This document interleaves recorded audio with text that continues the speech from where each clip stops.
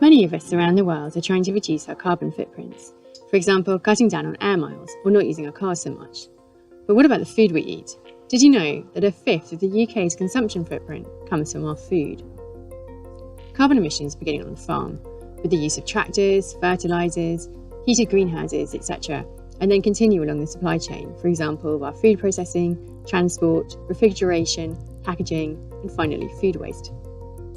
Calculating all of the emissions along the supply chain is very complex, but in recent years much progress has been made in quantifying the carbon footprints of different foods, and new technologies should make it easier to track the source of ingredients used in processed foods.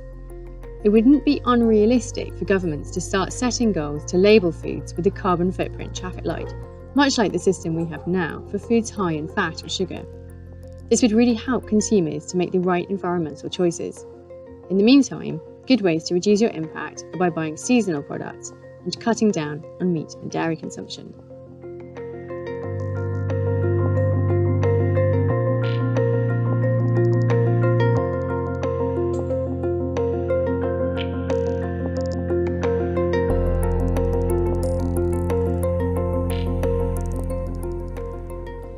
There are two different approaches to calculating a country's carbon footprint. We can add up all the emissions that are produced within that country.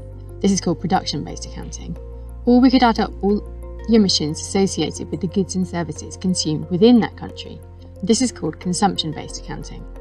Another way to think about it is that with production-based accounting, the polluter pays, whereas with consumer-based accounting, the user pays. Currently, under the Paris Agreement, carbon emissions targets are based on production-based accounting. This approach alone is rather unfair because it means that richer countries can reduce their carbon emissions without reducing carbon consumption.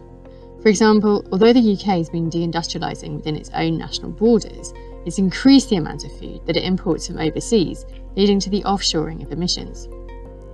Developing economies such as China and India are often blamed in the media for global warming, but 20% of China's emissions are generated in the production of exports.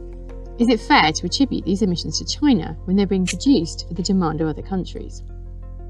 One solution would be that in addition to production-based targets, countries also adopt consumption-based targets.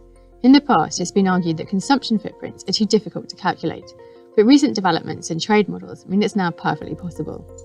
Part of my research is to look at the consumption footprint of the UK with respect not just to a carbon footprint, but also biodiversity and socioeconomic footprints. This work could guide policymakers to choose more sustainable trade options.